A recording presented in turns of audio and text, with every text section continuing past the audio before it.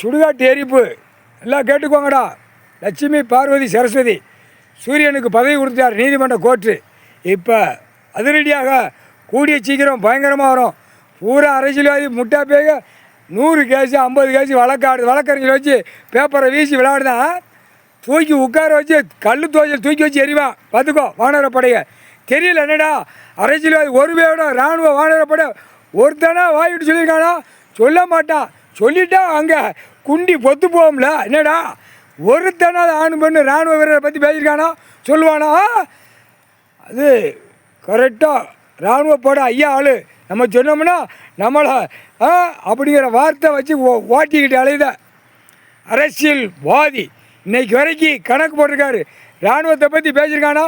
Court நீதிமன்றத்துலேயும் வந்திருக்க வார்த்தை வரல.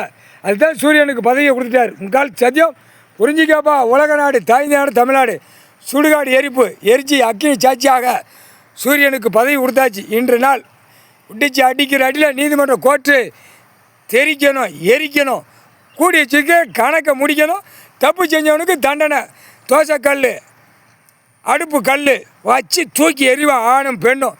வானரப்படைகள் முக்கால்